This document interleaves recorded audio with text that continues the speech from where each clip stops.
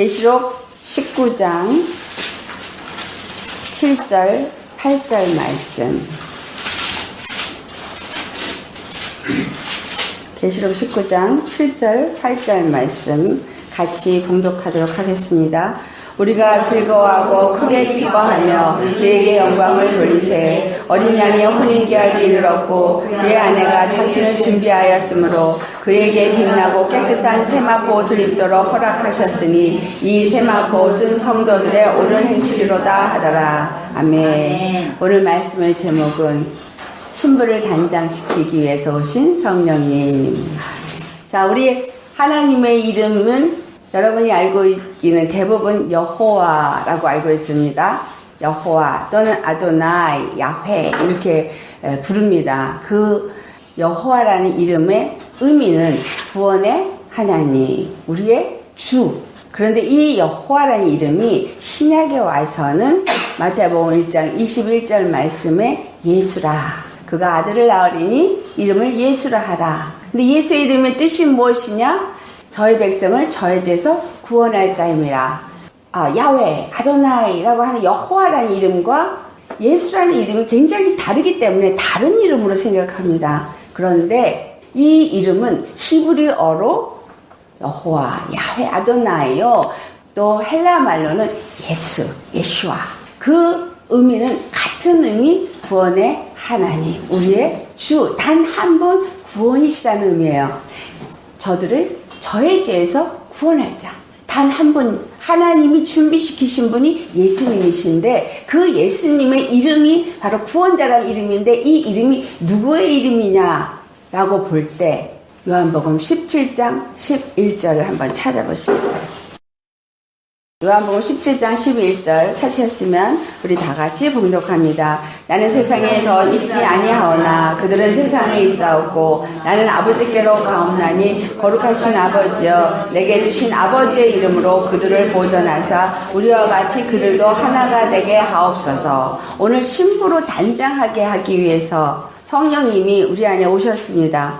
그런데 그 성령님이 하나님, 삼위 하나님 중에 한 분이신 거 여러분 다 믿으시죠? 근데 삼위 하나님인 것을 우리가 무엇으로 알 수 있느냐 보니 오늘 요한복음 17장 11절의 말씀에 예수님이 가지신 예수라는 이름은 아버지의 이름이더라 라는 거야. 아버지의 이름이 예수, 구원자. 그런데 요한복음 14장 26절을 가보면 요한복음 14장 26절 같이 봉독합니다. 보혜사 곧 아버지께서 내 이름으로 보내실 성령 그가 너에게 모든 것을 가르치고 내가 너에게 말한 모든 것을 생각나게 하시리라. 아멘. 보혜사 성령님의 이름도 똑같이 예수라는 거예요. 예수님이 내 이름으로 보내실 성령. 그러니까 성령님도 이름도 예수. 예수님의 이름도 예수. 하나님 아버지의 이름도 예수. 아멘. 그래서 성부, 성자, 성령의 이름은 예수.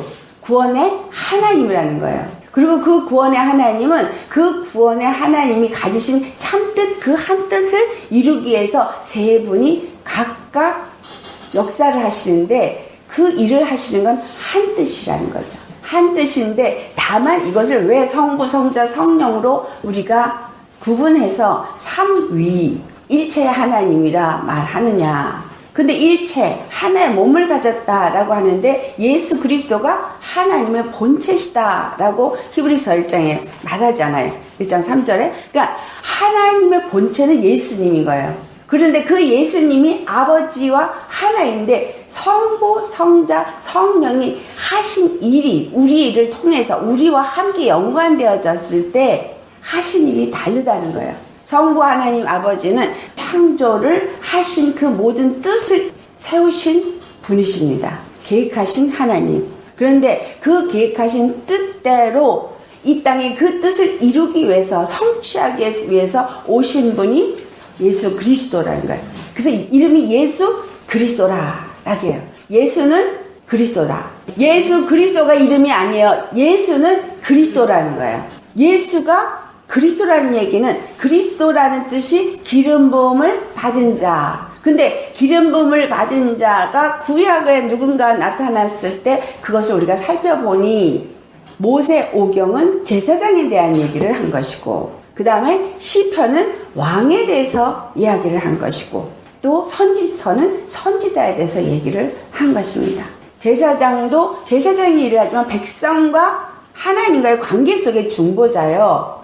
또 왕도 하나님과 하나님의 백성 사이의 중보자요. 그렇죠. 하나님의 백성을 통치하는 자니까. 선지자 역시 하나님의 말씀을 받아서 백성에게 그 말씀을 전달해서 바른 하나님의 백성이 되게 하기 위해서 보내심을 받은 자가 선지자입니다. 이 모든 제사장과 왕과 선지자 역할이 언제 끝이 났냐 하면 말라기에서 다 끝이 났어요. 끝이 나고 그 다음에 400년의 암흑기가 들어가면서 아무 일도 일어나지 않았어요. 아무것도 알 수가 없었어요. 그때 이제 누가 오셨냐면 400년이 끝날 때 예수 그리스도가 오셔서 예수는 그리스도로 오신 겁니다. 구약의 제사장, 왕, 선지자의 그 기름 부음을 다 가지고 오신 분이 우리 주 예수 그리스도신 거예요. 그리스도로 오셨다는 거예요. 예수님이 누구로 오셨다고요? 그리스도로 오신 거예요.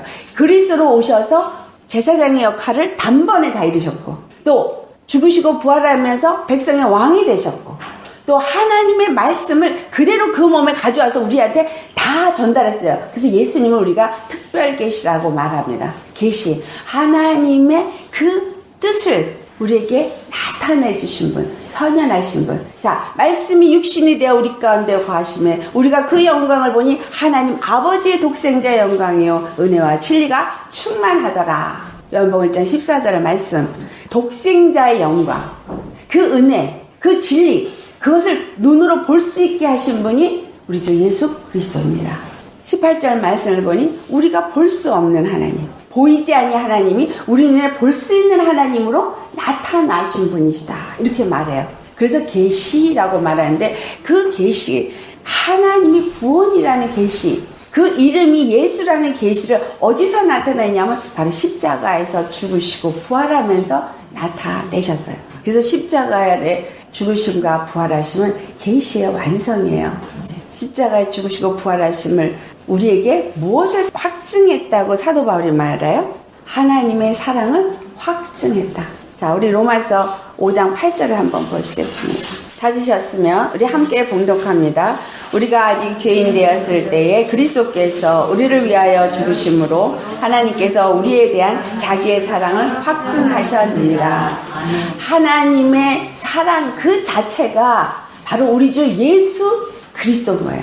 그 그리스도라는 구약의 이 세 가지 기름 부음을 받은 자의 역할은 무엇을 그럼 말하는 거냐면 하나님의 사랑을 나타내는 역할을 했던 자예요. 근데 이 사랑을 우리에게 완전하게 확실하게 보여준 것이 십자가인 거예요. 십자가는 하나님이 얼마나 우리를 사랑하시는지, 그 사랑이 하나님의 계획과 뜻이 무엇인지를 나타내 주신 거예요. 그것을 비밀의 경륜이다, 이렇게 표현하죠. 에베소 1장에 그 비밀의 경륜, 그 비밀의 경륜은 무엇이냐면 우리 주 예수 그리스도를 통해서 하나님의 사랑이 온전케 이루어지도록 하신 것이다. 그것이 바로 그리스도로 오신 거예요. 그래서 예수님은 그 그리스도가 하는 모든 일을 십자가에서 죽으실 때에 요한복음 19장 30절에 다 이루었다 라고 말하는 거예요. 다 이루었다. 무엇을 다 이루었다? 하나님이 이루고자 하는 그 뜻을 다 이루었다. 우리가 어저께 나눈 말씀이 우리 주 하나님이 이제 이 땅에 육체의 몸을 입고 오신 것을, 신부를 맞이하기 위해서 오신 신랑 예수님인 걸 말했어요. 자, 부모를 떠나서 이 땅에 오신 이것이 보니까 아버지의 사랑을 보여주시는 건데, 그 아버지의 사랑은 무엇으로 우리에게 확증이 되어주냐면 바로 결혼이라는 신부로 우리를 취해서 그분과 완전한 연합 하나가 되게 하는 일이 바로 하나님의 뜻이고 하나님의 사랑이구나 라는 거예요. 여러분, 하나님의 사랑을 많이 받기를 원하십니까? 그러면 그 사랑을 받기 위해서는 그 사랑이 확증된 장소로 가셔야 되겠죠. 그 확정된 장소가 어디예요? 십자가. 십자가, 그 십자가에서 흘린 피가 바로 홍해를 가른 문이 되어지는 것이고, 광야의 단 하나의 길인 것이고, 요단강을 가른 단 하나의 길인 거예요. 이것이 성막에서 첫 번째 문, 동문을 통과하고 그 다음에 성소의 문을 통과하고 지성소로 들어가는 과정인 거예요. 우리의 광야길에 주님이 열어놓으신 단 하나의 길, 그 사랑을 만날 수 있는 길은 십자가뿐인데 그 십자가를 이스라엘의 그 광야 여정 속에서 우리에게 알게 하신 것은 바로 구름기둥과 불기둥이더라. 모세 한 사람이 하나님의 말씀을 받아서 그 말씀을 가지고 이스라엘 백성에게 전달하는 역할을 했지만 사실상 그 모세와 함께 한 그 모든 것은 누구에게 속해 있는가를 말합니다. 우리 고린도전서 10장 1절로부터 4절까지 말씀을 우리 같이 봉독합니다. 고린도전서 10장 1절로부터 4절. 형제들아, 나는 너희가 알지 못하기를 원하지 아니하노니 우리 조상들이 다 구름 아래에 있고 바다 가운데로 지나며 모세에게 속하여 다 구름과 바다에서 세례를 받고 다 같은 신령한 음식을 먹으며 다 같은 신령한 음료를 마셨으니 이는 그들을 따르는 신령한 반석으로부터 마셨음에 그 반석은 곧 그리스도시라. 아멘. 그 조상들이 구름 아래에 있고 바다 가운데로 지나고 한 이 모든 것들을 뭐라고 표현했냐면 2절 말씀에 구름과 바다에서 세례를 받았다고 표현해요. 구름과 바다에서 세례를 받은 것을 모세에게 속했다라고 표현합니다. 이 말씀의 의미를 우리가 잘 새겨야 돼요. 그들이 출애굽을 해서 광야를 통과해서 가나안에 이르기까지 그 모든 여정이 무엇을 말하느냐? 구름과 바다에 세례받은 걸 말하는데 이게 모세에게 속해서 한 리더십 안에서 받은 걸 모세 안에 있다라는 이야기를 합니다. 자, 이 모세 한 사람 안에 다 속해 있다라는 이야기예요. 왜? 하나님이 모세에게 말씀하셨고 그 말씀은 모세와 함께 그 무리 속에 들어간 자들에게 그 모든 말씀이 그대로 임하기 때문에 바로 그 모세 안에서 인도함을 받은 우리가 일반적으로 말하는 한 지도자의 이끌림을 받으면 그 지도자와 함께 모두가 한 리더십 안에 속해 있다라는 이야기를 하는 겁니다. 그런데 이 말씀을 보니 다 같이 신령한 음료를 마셨는데 그 신령한 음료는 신령한 반석에서 나온 음료요. 그 반석은 바로 그리스도라고 말합니다. 그들이 모세와 함께 광야를 통과했지만 그들이 먹은 양식도 하늘로서 내려온 만나요. 그들이 마신 물도 바로 그 신령한 반석에서 낸 물을 마신 겁니다. 그것은 주님이 우리에게 말씀하시는 하나의 개념이에요. 에베소서 4장을 가보면 뭐라고 말씀을 하느냐?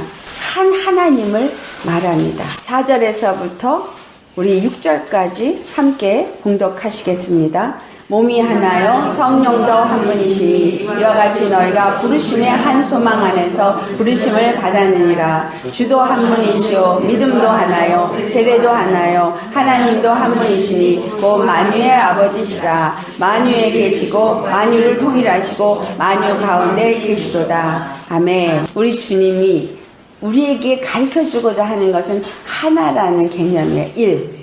하나님이 첫 번째 알레시라는 단어가 한 하나님, 하나라는 의미를 갖고 있다 그랬죠. 그래서 히브리 사람들은 그 알레시라는 단어가 하나님을 상징한다고 지금도 그들은 알고 있습니다. 그 한 하나님이 삼위의 하나님이에요. 그래서 창조하실 때부터 우리가 우리의 모양대로 우리의 형상을 따라 사람을 짓자. 그러니 거기서 우리도 성부, 성자, 성령 삼위 하나님이 함께 창조를 했어요. 그리고 이 땅에 그럼 예수님이 왔을 때 예수님이 하신 말씀을 보면 요한복음 17장 22절에 아버지께서 내 안에 내가 아버지 안에 있는 것을 저들로 알게 하였다 라는 말씀을 해요. 그러니 이 땅에 오셔서 모든 일을 행하신 그 예수님 안에서 하나님이 함께하고 성령님도 함께했다는 얘기예요. 그리고 예수 그리스도를 죽은 자 가운데서 살리신 이의 영이라고 말하죠. 그러니 예수님을 죽은 가운데서 부활시킨 것도 성령님이신데 그 성령님도 하나님의 영이잖아요. 그러니 부활시키신 것도 누가 하신 거예요? 삼위 하나님이 함께 죽고 함께 부활하실 거예요. 하나님은 모든 일을 이루시는데 각각 따로 하신 적이 없어요. 다만 우리에게 나타나고 우리와 관계를 맺을 때에 다르게 세상과 관계를 맺을 때 다르게 맺어진 거기 때문에 그것을 삼위라고 표현하는 것이지. 한 번도 떠나신 적이 없는 한 분 하나님이십니다. 이해가 되십니까? 이 삼위 하나님이 여러분 안에 온전히 깨달아져야 우리가 받은 은혜가 어떠한 건지를 알게 됩니다. 22절 말씀, 요한복음 17장 22절 말씀에 그 하나님 안에 있는 예수님 안에 있는 그 하나님, 그로 말미암아 우리가 그리스도 예수 안에서 우리가 하나님과 하나가 되어졌다는 이야기를 해요. 천지를 창조하신 하나님과 우리가 하나가 되어지는 것, 이것이 바로 신부가 되어지는 축복이에요. 결혼은 연합입니다. 아가서 보면 그 슬라미 여인이 얼마나 허물 많은 이방 여인인가를 표현합니다. 하지만 그 여인을 향한 그 솔로몬 왕의 사랑의 고백은 많은 자 중에 예루살렘에 있는 여자들이 시샘을 할 정도로 주님이 사랑하시는 거예요. 이 사랑이 바로 죄인인 우리 주 예수님이 사랑하시는 사랑의 표현을, 그 고백을 우리에게 글로써 읽을 수 있게 표현되어져 있는 것인데, 내게 오라, 내 품에 오라, 계속 오라고 말씀하세요. 주님이 우리를 부르셔서 그의 품 안에서 그와 함께 합방을 하고 그와 함께 연합이 돼서 한 몸으로 완전히 하나가 되어진 거. 아버지를 떠나서, 부모를 떠나서 그 신랑이, 남자가 여자에게 와서 합하여지기 위해서 오신 이야기. 예수님이 신랑 예수로 오셔서 우리와 합해짐으로 인해서 예수님의 고백처럼 성령이 우리 안에 오시니, 삼위 하나님이 우리 안에 오시니 우리가 삼위 하나님과 하나가 되더라. 믿어지세요? 그렇기 때문에 우리는 거룩한 하나님을 우리 안에 모신 자이기 때문에 거룩한 자인 거예요. 거룩하지 아니한 곳엔 절대 하나님은 오시지 않는 겁니다. 그래서 그 거룩한 하나님을 만날 수 있는 단 하나의 조건은 거룩한 피가 있어야 되기 때문에 예수님이 십자가에 죽으신 것이고, 예수님이 그 거룩한 피를 갖고 들어가셨기 때문에 우리가 그 거룩한 피를 힘입을 때 우리가 하나님 안에 들어가고 하나님이 우리 안에 자정하셔서 우리와 함께 먹고 마시며 함께 거하여서 하나가 되어지는 축복이 있는 거예요. 그래서 한 몸이 되는 걸 말해요. 또 한 주, 한 하나님이 되게 하시는 거죠. 그런데 그 한 하나님이 되게 하시는 거가 한 세례라고 말해요. 그 한 세례는 바로 십자가에 죽으신 예수님의 세례. 다른 말로 말하면 골로새서 2장 11절에 그것을 할례라고 표현하는데, 그 할례는 그리스도의 할례다 라고 말합니다. 그리스도의 할례, 육적 몸을 벗는 그리스도의 할례라고 표현해요. 예수님이 육적 몸을 벗어버리심으로 인해서 우리로 하여금 하나로 연합될 수 있는 길을 여셨다라는 거예요. 그래서 다 이루었다.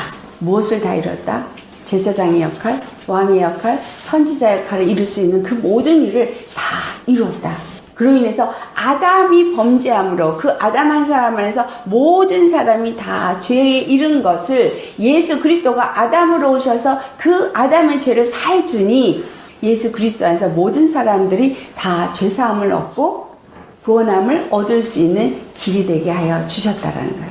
그래서 신부는 바로 이 죄사함을 받고 예수 그리스도와 연합이 되어져서 그리스도의 영광과 그 권세를 누릴 수 있는 자가 되어지는 것이 신부다라는 거예요.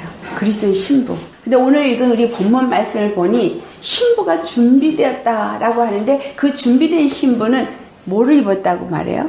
세마포옷을 입었다라고 말해요. 세마포. 그 옷은 거룩한 성도의 행실이라 이렇게 말해요. 자, 내가 신부로 우리 주님을 맡기 위해서 단장을 해야 된다고 수없이 많은 사람들이 말을 합니다. 자, 신부로 단장하는 것은 내가 단장하는 것이 아니라 하나님이 그 제자들에게 하신 말씀이 그 답이에요.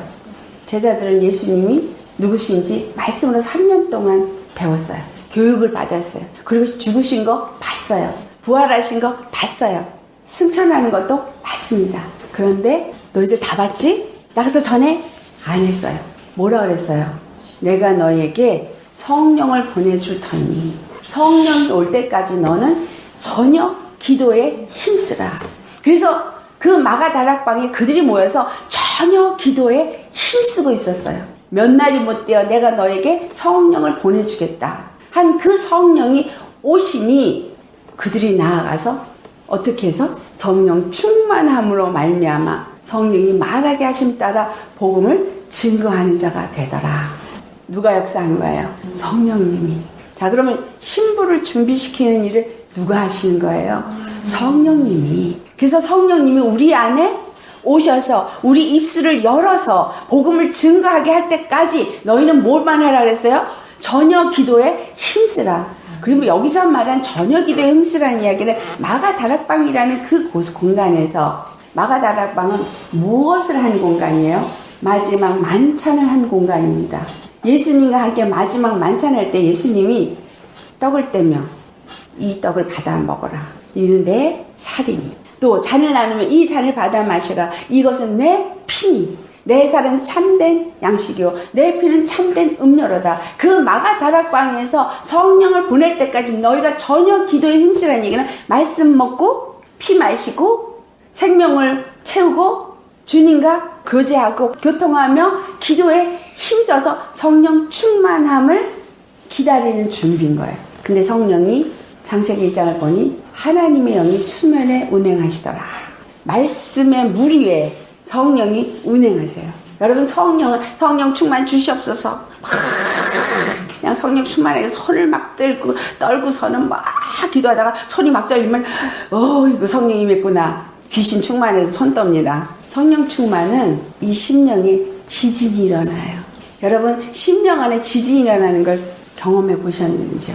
내가 깨어져야 돼요. 내 심령이 깨어져야 돼요. 성령이 내게 임하시면 빛과 어둠을 나누는 역사, 물과 물을 나누는 역사, 지진이 일어나는 건 나누임의 역사입니다. 하나님의 말씀이 들어와서 내 안에 있는 더러운 것들을 드러내는 역사. 그래서 신부가 거룩한 세마포를 입은 것처럼 우리 심령이 거룩함을 입도록 바꾸어 놓는 것이 바로 마가다락방의 말씀으로 기도로 전혀 힘쓰는 시간인 거예요. 그래서 함축시켜서 마가다락방에서 그 일을 하도록 한 것입니다. 왜냐하면 그들은 이미 예수님을 만났고 예수님의 말씀으로 양육을 받았고 예수님과 함께 하면서 그 모든 것을 눈으로 본 산 증인들이기 때문에 그 짧은 시간에 성령이 임하셔서 그냥 증거하게만 하면 나가서 얼마든지 증거할 수 있게 되었기 때문이에요. 하지만 우리는 이방인이에요.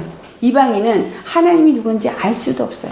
이방인은 다른 신을 섬겼던 자들이에요. 다른 신을 섬기며 살았고 그리고 다른 신이 나를 갖다가 뭔가 행복하게 해줄 수 있다고 늘 하나님이 없는 삶을 살았던 자이기 때문에 우리에게 하나님이 누군가부터 가르쳐주기 시작해야 되고 그 하나님 보내신 예수 그리스도가 누군지를 가르쳐 주셔야 되는 기간이 필요한데 이 기간이 예수님을 믿는다고 영접하고 나서도 여전히 내가 올라오고 내 방법과 내 의의를 드러내면서 가기 때문에 이것이 말씀 앞에 부딪히는 사건이 일어나게 되는 겁니다. 말씀 앞에 부딪히면서 뭐가 드러나는 거예요? 하나님의 말씀과 내가 배운 말씀이 다르다. 하나님의 의와 내 의가 다르다. 하나님의 방법과 내 방법이 다르다. 끊임없이 배우는 것은 하나님의 생각과 내 생각이 다르다. 여러분 그런 거 많이 경험하셨죠? 다르다. 그러면 세마포를 입은 신부가 되어지는 것은 끊임없이 다르다는 것을 발견하면서 한쪽 것을 버리는 행위가 세마포를 입는 행위예요. 성도의 옳은 행실. 자, 옳은 행실 그러면 선한 행실이라고 또 말합니다. 선한 행실은 하나님의 생명이 나타나는 행실을 선한 행실이라고 말해요. 하나님의 의가 나타나는 그 행실이 선한 행실입니다. 저는 말씀을 깨달아 알게 되어지고 그 말씀을 증거하면서 점점 더 두렵고 떨려집니다. 두렵고 떨리면 뭐냐? 너무나 그 말씀으로 사는 믿음의 사람을 찾기가 어렵다라는 거예요. 말씀을 통틀어서 살펴보면 정말 나는 죽어야 된다라는 거. 오직 예수 그리스도만이 우리 안에서 살아 역사되어져야 된다라는 거. 근데 우리의 삶을 보니까 우리가 죽어지지도 않은 모습도 보여지고 온전히 하나님이 나를 주장하지 않은 모습도 끊임없이 발견되어지는 거예요. 그래서 신부로 단장한다는 얘기는 끊임없는 회개와 거듭남의 역사입니다. 그래서 요한복음 3장 5절 말씀에 물과 성령으로 거듭나야 될 것을 말합니다. 왜 물만으로 하지 않고 성령이라고 말했느냐? 물의 거듭남은 예수 그리스도의 십자가에서 단번에 이루신 십자가의 구속의 은혜를 말합니다. 하지만 십자가의 구속의 은혜를 내가 영접하고 난 그 다음부터는 우리에게 무엇이 임한 거예요? 성령이 임한 거죠. 성령이 우리 안에 임하지 않으면 우리는 예수 그리스도를 영접할 수가 없는 거예요. 어떤 분들이 방언을 말하지 않으면 성령 받은 게 아니라고 말하는데 저는 그렇게 생각 안 합니다. 성령이 우리에게 임하신 것, 예수를 그리스도로 믿게 되어지는 것, 그게 성령이 임한 거예요. 근데 그 다음 단계가 있어요. 성령의 이끌림을 받는 삶이 그때부터 시작이 된 거예요. 그때부터 시작이 되어져서 그 성령의 인도함을 받는 자가 되어졌을 때 성령이 내 생각과 내 마음을 지정하고 정말 나를 온전히 그의 성전으로 그의 신부로 만들기 위해서 역사되어질 때 그만큼 성령이 내 안에 충만하게 되어짐으로 나타나지는 것이 그 다음 방언을 말하게 되어지는 현상이 나타나는 거예요. 여러분은 어떻게 생각하시는지 모르지만 방언을 말하게 되어지면서 저한테 나타난 증세가 무엇이 나타났나? 그 이전에는 예수님을 내가 믿기는 믿었어요. 예수님을 믿었는데 예수님이 믿고 예수님을 알았지만 예수님이 뭔지 잘 몰랐어요.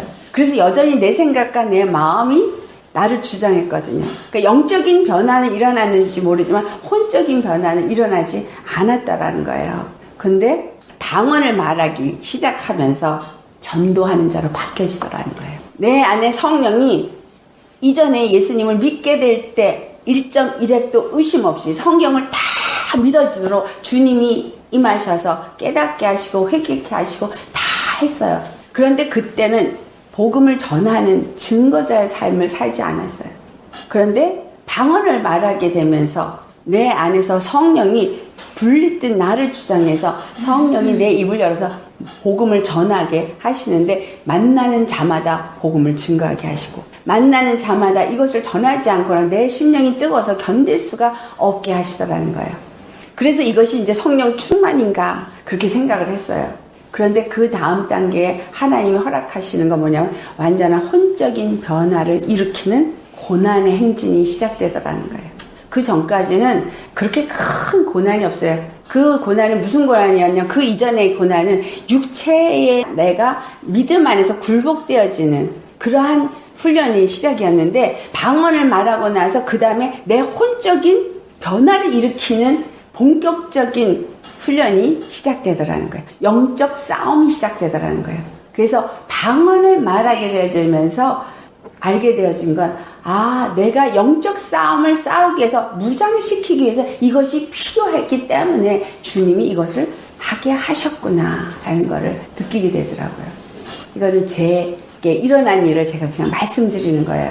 자, 그렇다면 거룩한 신부로 거룩한 성도로 우리가 입혀져 가는 과정은 우리 안에 있는 영만 예수를 영접한 것에 끝나는 게 아니라 혼적인 변화도 반드시 일어나야 된다는 거예요. 이 혼적인 변화가 일어날 때에 우리의 노력이나 어떤 열심이나 종교생활 때문에 거죽에 나타나는 어떤 의로운 행동을 하게 되는 것이 아니라 우리 생각과 마음이 완전히 변화되어지는 육적인 껍데기에서도 주님의 은혜의 역사가 나타나더라. 이 속사람이 변화되는 게 너무 어려운 거예요. 이 속사람이 변화되는 게. 그런데 에베소 3장 16절부터 19절 보니 우리의 속사람이 날로 강건해질 수 있는 것은 바로 십자가의 사랑이 어떠한가를 알 때 속사람이 강건해진다라고 기록하고 있습니다. 속사람은 믿음의 사람이죠. 성도의 그 거룩한 행실, 선한 행실은 행동에서 나오지만 사실상은 우리 심령의 생각과 마음에 의해서 나오는 거예요. 주님의 십자가의 사랑을 알고 그 십자가에 내가 죽어진 사람은 그 내 안에 있는 심령이 기쁘면 인상 찌푸러지는 게 아니라 웃음이 나오고 정말 얼굴이 부드러워질 수 있겠죠. 우리의 선한 행실은 바로 십자가에 죽을 때 나온다라는 거예요. 십자가에 내 생각과 마음이 죽을 때 나오는데 우리는 절대로 죽을 수가 없어요. 제 경험에서는 하나님이 우리에게 내가 죽을 수 있는 환경을 허락하시고 사건을 허락하신다는 거예요. 어린 양의 혼인 예식이 준비되었다라는 얘기는 이 세상에 이제 끝날 날이 준비되었다는 얘기입니다. 여러분, 근데 지금 마지막 때라고 말씀하고 마지막에 아주 끝이라고 말을 하고 주님 곧 오실 것 같이 다들 얘기를 해요. 그런데 주님이 곧 오실 것 같은 세상에 우리가 성도들을 이렇게 돌아보면 정말 거룩한 성도 행실을 찾아보기가 너무나 어렵더라라는 거죠. 그렇다면 제가 볼 때는 주님 아직 오실 때 안 됐어요.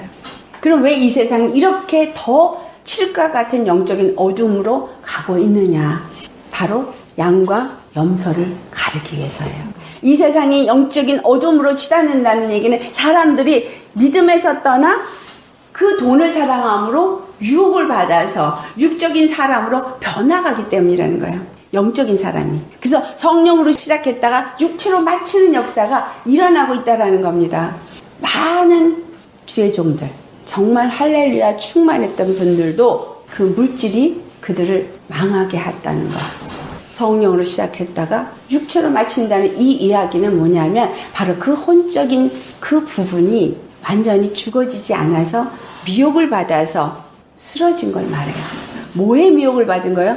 돈의 미혹을 받은 거예요. 세상의 유혹을 받은 거예요. 돈의 유혹을 받고 세상의 유혹을 받은 거를 창세기 6장에 가면 하나님의 아들이 사람의 딸들의 아름다움을 보고 취하여서 아내를 삼더라.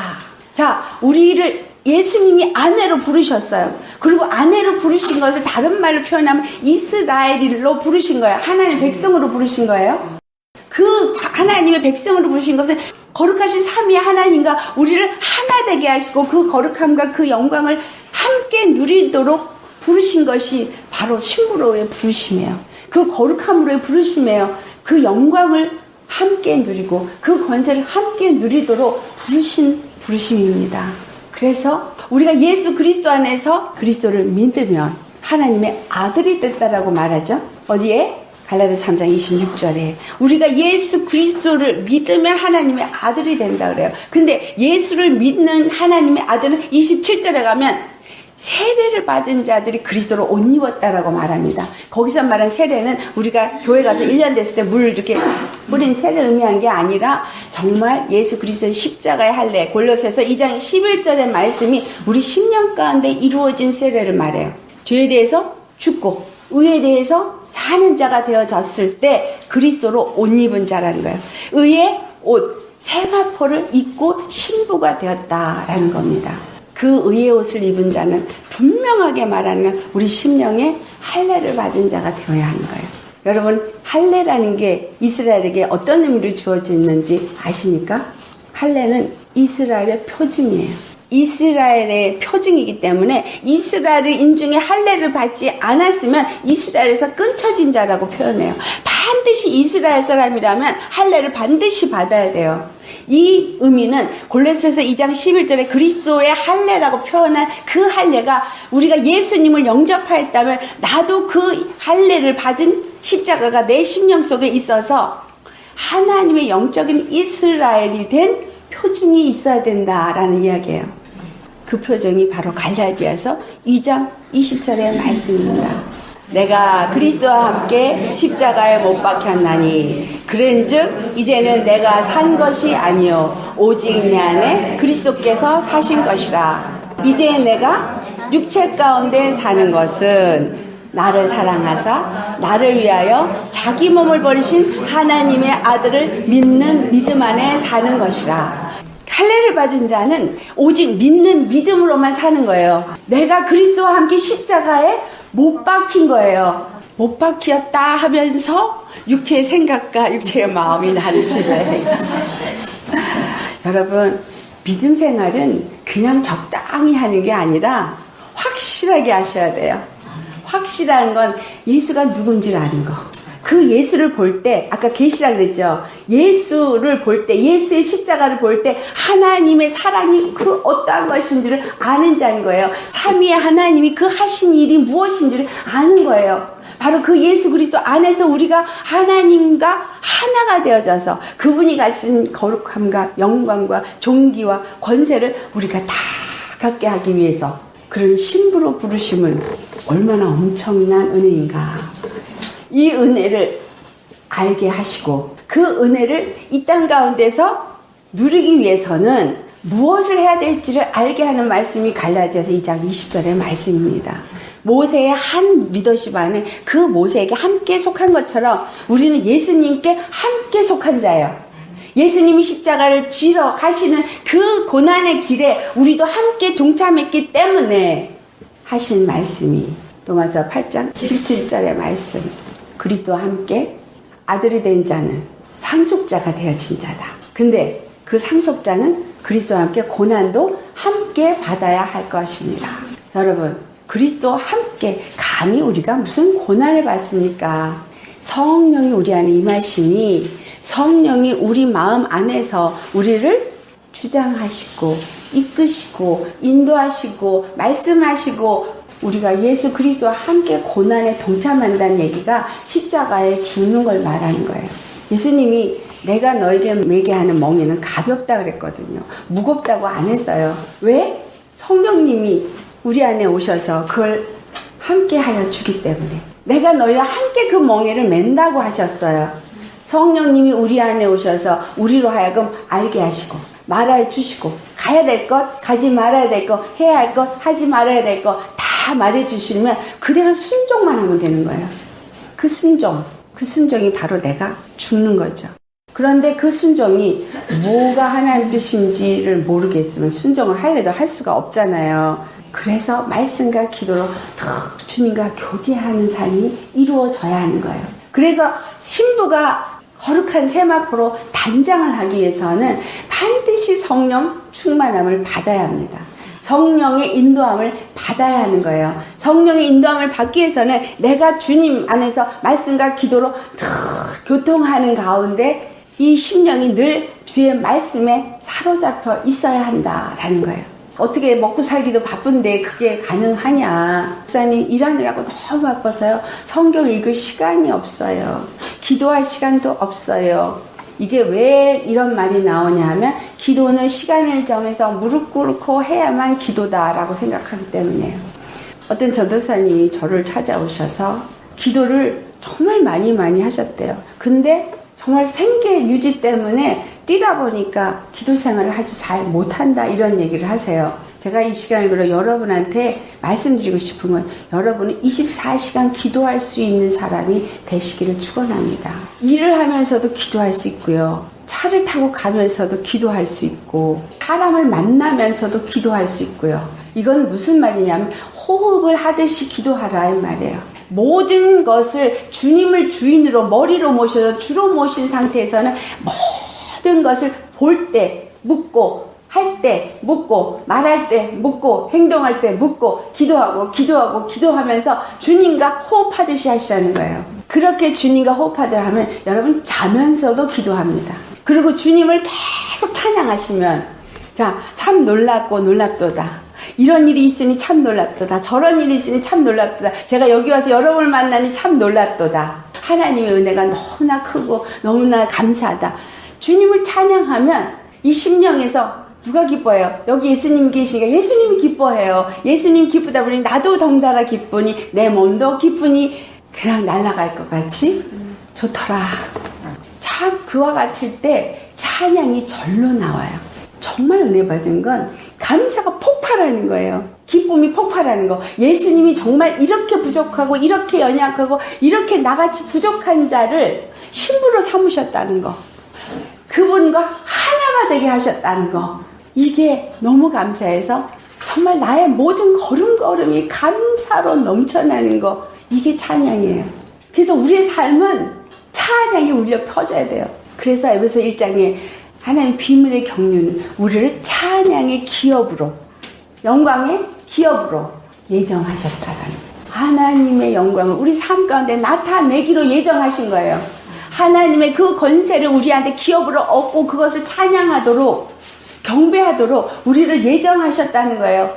그 예정이 누구예요? 우리 주 예수 그리스도를 예정하신 거예요. 우리 주 예수 그리스도의 십자가에 죽으시고 부활하면서 내가 예수님과 함께 죄에 대해서 죽고 의에 대해서 사는 자가 되니 그 생명이 내 안에서 살아 역사되어짐으로 찬송이 울려 퍼지고 그 권세와 그 영광을 내가 아니 감사가 끊이지 아니하게 내게서 나타날 수 있게 되어지니 누구의 이름만 영광 받으시더라. 우리 주 예수님의 이름만 영광 받으시더라. 그리스도로 오신 예수님이 다 이루었다라고 하셨어요. 다 이루었기 때문에 우리는 그 안에서 이제 성령님이 우리 안에 오셔서 진리 가운데로 우리를 인도하시기 위해서 보내주셨으니 성령님 내게 말씀하시옵소서. 내가 어찌하오리까? 그것만 하시면 돼요. 성령님, 내가 저 영혼을 위해서 복음을 전해야겠는데 무엇을 말해야 될지 모르겠습니다. 내 입술을 성령님 주장하여 주시옵소서.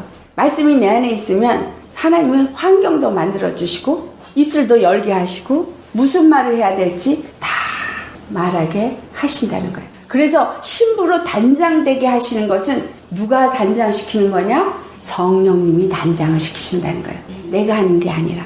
나에게 일어난 어떤 고난, 나에게 일어난 어떤 사건들, 어떤 일, 이 모든 것들을 주님 앞에 묻고 구하고 기도하면서 성령님이 나에게 그 모든 것들을 어떻게 이겨야 할지, 어떻게 이끌어야 할지 지혜도 주시고, 참아야 될 땐 참을 수 있는 능력도 주시고, 인내해야 될 땐 인내할 능력도 주시고, 입을 다물어야 할 땐 다물 수 있는 능력도 주시고, 사랑해야 할 땐 사랑할 수 있는 능력도 주시고, 정말 나라는 존재가 이 혼적인 부분이 죽어서 적결한 신부로 내 심령이 변화를 받게 하는 것은 성령님의 역사다.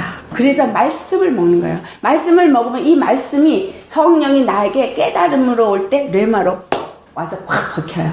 그리고 그 말씀이 내 안에서 움직입니다. 말씀은 살았고 운동력이 있다 그랬어요. 살았고 운동력이 있는 말씀이 내 안에서 빛으로 역사할 때 나의 안에서 회개해야 될 것들, 버려야 될 것들, 이기지 못한 것들 다 알게 하시는 거예요. 주님이 기뻐하는 것과 기뻐하지 아니하는 것을 다 알게 해주시는 거예요. 생각나게 하신다고 했잖아요. 그리고 말씀이 생각나게 하셔서 말씀으로 이기게 하여 주시는 겁니다. 이 말씀이 내 안에서 살아 역사되어지도록 먹어야 하는 거죠. 근데 일을 하다 보면 못 먹어요? 그러면 여러분 아침에 눈 떠서 성경 주님 오늘 말씀 주시옵소서. 모르겠으면 인터넷에서 제 설교 들으세요. 그 말씀 듣다 보면 뭔가 하나가 딱 잡히면 그거 하루 종일 묵상하시면 돼요. 주님이 어떤 메시지 하나를 주셨어요. 어떤 성경 구절 하나를 주셨어요. 그거 묵상하시면 돼요. 여러분 주님이 먹게 하는 음식 중에 소가 먹을 수 있는 고기예요. 근데 소가 왜 먹을 수 있는 고기냐? 주님이 정한 것이라고 말했기 때문에 먹을 수 있어요. 부정한 것은 먹지 말라 그랬어요. 근데 정한 것은 책임질을 해야 되고 굽이 갈라져야 되는 거예요. 우리가 주님 안에서 말씀을 계속 책임질을 하시면 고기에 씹으면 씹을수록 맛이 나는 것처럼 그것을 곱게 갈아서 먹는 것처럼 주의 말씀이 내 안에서 계속 묵상을 하면 그 말씀을 통해서 내게 주님이 확장시켜줘요. 깊어져요. 그 말씀 안에 있는 그 의미가 옆으로 넓어지고 위아래로 깊어집니다. 십자가의 의미가 십자가 알아 예수님 죽으신 곳이야. 하지만 거기서 끝이 아니거든요. 십자가가 준 의미가 얼마나 어마어마하고 정말 귀한 것인지를 성경이 말해주고 있는데 이 성경이 열릴 때마다 그 십자가의 사랑과 은혜가 더 크게 느껴질 만큼 나는 성령의 온전히 인도함을 받는 자로 바뀌어질 수 있는 거예요. 그래서 말씀을 묵상하는 거. 시간이 없어서 말씀을 못 읽어요. 못 들어요. 주님이 말씀을 주고자 하시면 한 단어라도 하루를 충만하게 살 수 있어요. 예수님이 나를 위해서 죽으셨다. 나를 예수 그리스도 안에서 정말 하나로 하나님과 하나가 되게 하셨다. 이거 하나만 그냥 묵상하시면서 하루 종일 살고 내일도 그 말씀 갖고 살고 모르겠으면 시간이 없어서 3일 동안 성경 못 읽겠으면 그거 하나 붙잡고 그냥 계속 그걸 생각하면서 감사하고 찬양해보세요. 달라집니다. 은혜가 달라져요. 이렇게 제가 여러분한테 예수 그리스도 안에서 하나님과 삼위의 하나님과 하나가 되어지는 이 말씀 깨달았을 때 눈물 콧물 그냥 감격이 돼서 대굴대굴 굴르면서 했는데 그냥 덤덤하게 들으세요. 이거는 천지가 개벽할 일인데 어떻게 그렇게 덤덤하게 들으실 수 있는지 감격이 여기서 터져 나와야 돼요. 그건 왜 감격이 안 터져나면 여기로는 글쎄 그런 것 같은데 여기서 안 느껴져서요. 그러니 묵상해야 되겠어요? 안 되겠어요? 주님, 내가 이 말을 들었어요. 성경에도 그렇게 써있어요. 그래서 내가 알겠는데요. 이거 나 여기서 터져야지 이게 내게 되지. 여기서는 아무 소용이 없는 거거든요. 그 말씀 또 묵상하고 이거요 그랬는데 주님 여기 들어와서 내 심령에서 폭발하게 앞서서 이 은혜가 폭발하게 그 감격이 폭발하게 하시고 주님이 주신 이것이 도대체 어떤 것인지 그러면 여기서 폭발될 때 여러분 폭발할 때 저기 불꽃 폭발하면 어떻게 그죠? 말씀이요 그거 하나가 폭발될 때 다른 말씀들하고 같이 연결되면서 팍팍팍팍팍 성경 여기서 팍 저기서 팍 저기서 팍팍팍팍 신납니다. 야 이래서 성경에서 여기서 이 말을 했구나 저기서 저 말을 했구나 주님의 놀랍고 놀라신 그 은혜가 얼마나 큰지 숨이 다 안 쉬어질 정도로 감격하게 됩니다. 성경 많이 알려고 하지 마세요. 종말 연애에 대해서 관심이 많으세요. 마지막 때에 도대체 무슨 일이고 계시록이 뭐라고 말하는지 관심이 많으세요. 여러분 내가 오늘 죽고 예수님 앞에 들려갈 수 있는 믿음인가 아닌가 이게 더 여러분이 관심 가져야 할 일입니다. 예수님이 나를 보고 오라고 하시면 내가 할렐루야 나 여기 있나다 할 만큼 생명이 내 안에 가득 찼나 이게 여러분이 정말 고민하시면서 관심 갖고 구해야 될 일이에요. 정말 환난이 내 앞에 와서 내게 칼들이 될 때 내가 예수를 부인하지 않을 만큼 믿음이 내 안에 있는가 이걸 점검하시고 이거에 관심을 갖고 준비하셔야 되는 거예요. 신부로 단장하는 것은 예수님 앞에 휴거돼서 올라가는 것 그것으로만 생각하세요. 신부로 단장하는 것은 거룩한 그리스도의 몸이 되어지는 거예요. 거룩한 그리스도의 성전이 되어지는 겁니다. 거룩한 하나님의 영이 들어오셔서 좌정하시고 떠나가지 아니하시고 온전히 그 영광을 나타낼 수 있는 빛만이 나타날 수 있는 그것이 거룩한 신부예요. 주님과 완전히 합방이 이루어졌기 때문에 주님이 나의 모든 생각과 마음을 사로잡은 거 이게 거룩한 신부로 단장된 것입니다. 이 땅에 사는 동안에 여러분 그 걸음을 하나하나 인도하기 위해서 하나님이 우리한테 맡기지 않았어요. 네가 그 수고하고 힘들라고 하지 않고 성령을 보내주셔서 너는 성령님이 이끄는 대로 그냥 순종만 해. 그러면 성령님이 다 알아서 할 거야. 그게 하나님의 사랑이에요. 왜냐하면 우리가 할 수 없는 것을 그분은 너무나 잘 아시기 때문에 우리는 죄인인 것을 너무나 잘 아시기 때문에 찾아오세요. 빛으로 찾아오시고 말씀으로 찾아오시고 잠자는 동안에는 꿈에 찾아오시고 내가 신령을 꾸면 영적인 꿈을 참 많이 꾼다고 신령을 한 사람인 것 같이 착각을 하세요. 환상을 많이 보여줘요? 안 보여주면 안 믿을 테니까 보여주는 겁니다. 천국 지옥 갔다 온 거 부러워. 천국 지옥 안 봐도 믿으면 괜찮아요. 근데 안 믿고 지옥 가겠으니까 보여주는 거예요. 주님의 사랑이. 제가 너무나도 보고 싶은 거예요. 난 도대체 보여주는 것도 없고 뭐 아무것도 없는 거예요. 그리고 음성으로 나면 뭐 어쩌고저쩌고 했다는데 나는 그것도 아니고 전 그냥 알아주는 거예요. 그러니까 말씀도요. 요건 요렇지 요건 요렇지 이게 아니라 그냥 알아주는 거. 그냥 열려주는 거. 그림을 우리 볼 때 여기는 요렇게 생겼고 저긴 저렇게 생겼고 생각하지도 않고 그냥 딱 본 순간에 한눈에 그림이 다 들어오잖아요. 그런 식으로 말씀이 그냥 슉 들어와요. 알아주는 것도 그렇게 알아주지 환상하게 안 보여주고. 그래서 주님 나도 좀 보여주고 나도 좀 귀에서 좀 듣게 해주시고 나도 좀 그러면 안 될까요? 그랬더니 보고 믿은 자보다 보지 않고 믿은 자가 복되도다. 그리고 나서 넌 나와 함께 하지 않니? 너는 내 생각을 갖고 넌 내 마음을 가지지 않니? 내가 네 안에서 내 마음을 주는데 내 생각을 주는데 너는 뭘 더 원하냐고 할 말이 없는 거예요. 근데 그래도 뭐 이렇게 기도해 주시는 분들 보면 기도를 하는데 뭐가 보여요. 그러면서 막 얘기를 하잖아요. 그러니까 굉장히 뭔가 그럴싸한데 나는 아무것도 안 보이는데 집사님의 심령이 참 아주 맑고 정결해요. 그냥 그렇게 알아줘서 그냥 말을 하는데 이게 본 게 아니거든. 그냥 알아진 거거든. 그러니까 나도 좀 보여주면 참 좋겠어. 보여줘서 뭐 당신은 막 머리에 금연류관을 썼네요. 하얀 세만포를 입었네요. 저 이런 게 보여줬으면 좋겠는데. 근데 주님이 딱 필요할 때는 더 보여주시더라고요. 그래서 우리가 그런저런 거 부러워하지 마시고 정말 부러워하는 건 뭐냐면 예수님 앞에 순종 잘하고 믿음의 길을 잘 가는 사람이 진짜 부러운 사람이에요. 어린아이 같이 그냥 하면 해봐 이런 사람이 정말 귀한 사람이에요. 예수님이 한마디만 하면 아이고 좋아라 이런 사람이 그런 사람이 이쁜 사람이고요. 정말 성도의 옳은 행실은 내가 하는 게 아니라 내 안에 성령님이 나로 하여금 옳은 행실을 하게 할 때 생각이 주님과 하나가 되어지고 마음이 하나가 되어지면 자연히 옳은 행실이 나오죠. 겸손하고 온유하신 예수님이 내 안에서 겸손하고 온유하게 하니 나를 자랑 안 해요. 남한테 상처 안 주고 상처 안 받아요. 그리고 하나님의 뜻을 아니 사람의 생각과 하나님의 생각이 다르니까 저 사람이 나 이해하지 않아도 나는 하나님의 생각을 알고 그 길을 갈 때는 전혀 지장받지 않아요. 이해를 해주든 이해를 하지 않든 상관없어요. 이거를 신령한 자라고 사도 바울이 말해요. 신령한 자는 모든 것을 판단하나 아무에게도 판단을 받지 않는다. 뭐가 나서 삐죽삐죽 해가지고 조금만 건드리면 탁 상처 있고 또 다른 사람한테도 탁 반응이 상처 주는 반응이 나온다. 그러면 엎드려서 회개하세요.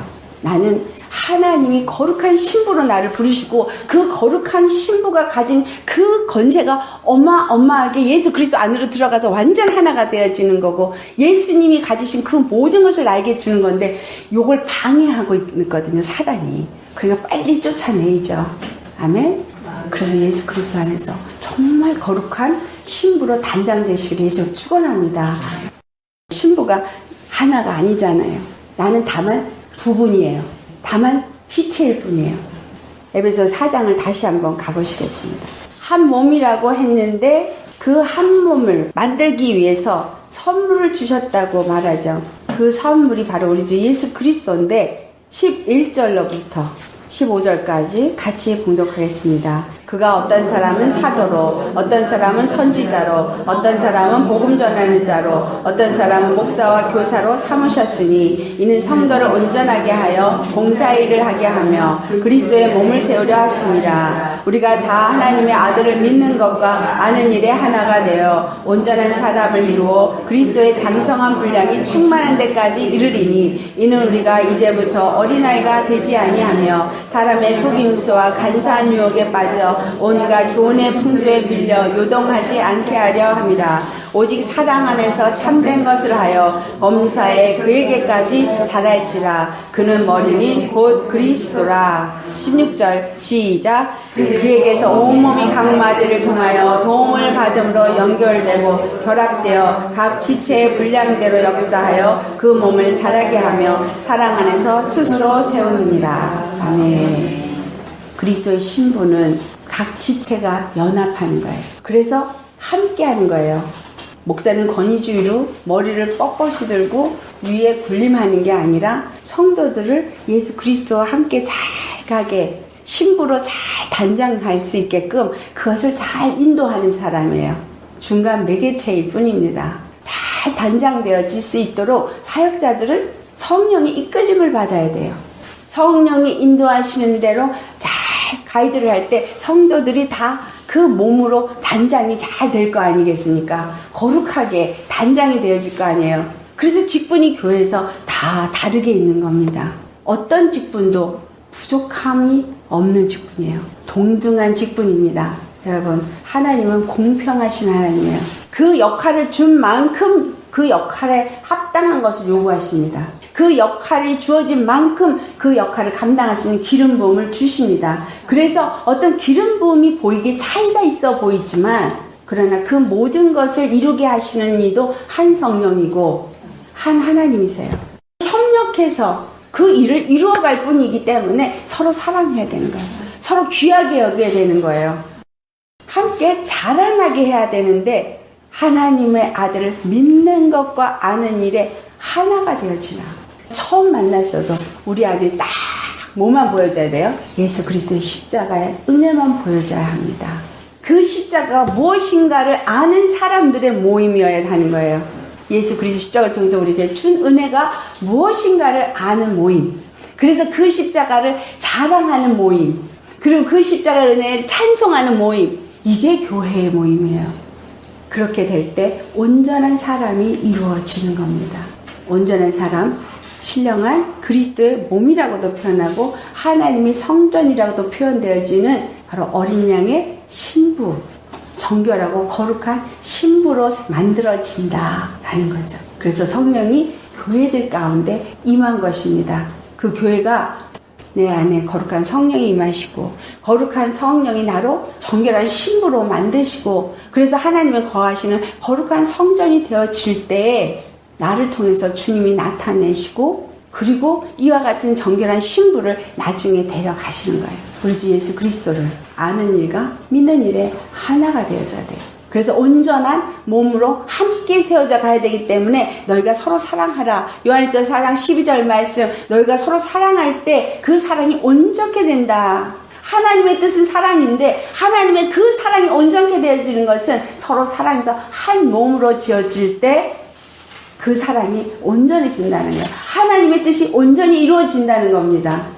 그렇기 때문에 세상의 속임수와 간사한 유혹과 온갖 교훈의 풍조에 밀려서 요동하지 아니하도록 자라나야 되는 거예요.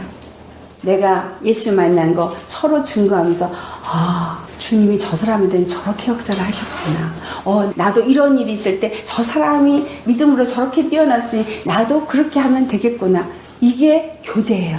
교회에 와가지고 교제한다고 남자들은 골프 얘기하고 여자들은 쇼핑 얘기하고 애들 얘기하고 시어머니 흉보고 이런 교제가 아닙니다.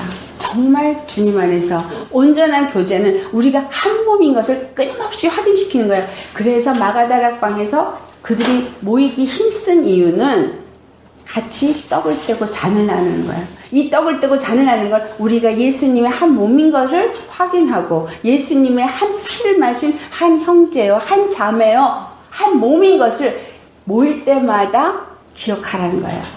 성만찬식 교회에서 거룩거룩하게 하고 그게 그냥 그 만찬으로 생각을 하는데 그게 아닙니다.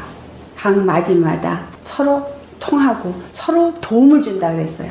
서로 도움을 줄 수 있는 각각의 은사가 다르니 서로 협력해서 도움을 줄 수 있는 것. 그럴 때 연결되고 결합하여 각 지체의 분량대로 역사하여 그 몸을 자라나게 한다. 사랑 안에서 스스로 세워지게 된다. 이 모든 일을 성령님이 하십니다. 성령님이 여러분 안에서 이 일을 하십니다. 여러분은 뭐만 하시면 될까요? 죽는 것만 하시면 되죠. 십자가에 죽는 거. 그게 믿는 거.